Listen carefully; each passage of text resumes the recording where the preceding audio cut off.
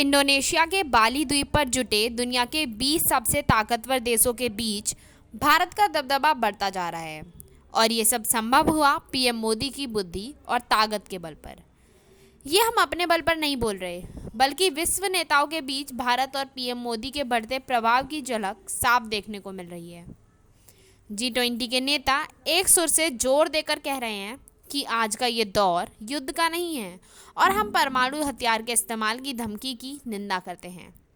G20 के नेता ठीक वही बयान दोहराए जा रहे हैं जो पीएम मोदी ने पिछले दिनों समरकंद में कहा था और अपने दोस्त रूसी राष्ट्रपति व्लादिमीर पुतिन को समझाया था, और यही सब दिख भी रहा है। G20 देशों ने रूस यूक्रेन युद्ध पर आम सहमति से एक बयान को मंजूरी दी, जिसमें रूस को संदेश देने के लिए पीएम मोदी के बहुचर्चित बयान आज का दौर युद्ध का नहीं है।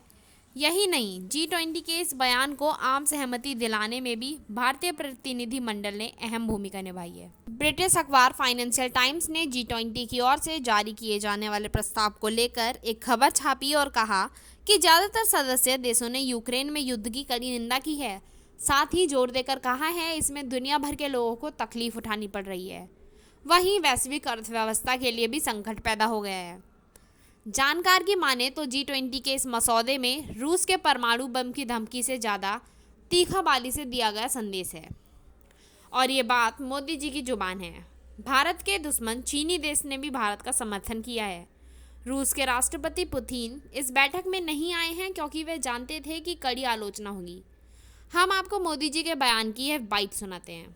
एक्सेलेंसी, मैं आपका और यूक्रेन दोनों का इस बात के लिए आभार व्यक्त करना भी चाहूंगा, क्योंकि जब शुरू के दिनों में इस संकट के काल में हमारे हजारों स्टूडेंट्स यूक्रेन में फंसे हुए थे, आपकी और यूक्रेन की मदद से हमारे स्टूडेंट को हम सुरक्षित रूप से बाहर निकाल पाए, उनके घर तक हम पहुंचा पाए, और इसके लिए मैं आप दोनों देशों का आभारी हूं।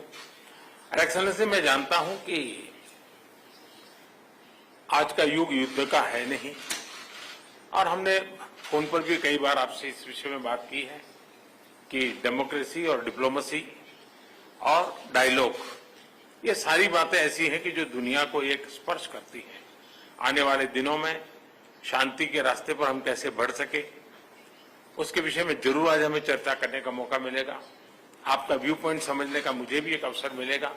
लेकिन फिर भी जो विषय हैं जिसकी बातें मैं करता रहता हूं, एक्सेलेंसी, भारत और रशिया के संबंध अनेक गुना बढ़े हैं। हम इन संबंधों को इसलिए भी महत्व देते हैं कि हम एक ऐसे मित्र रहे हैं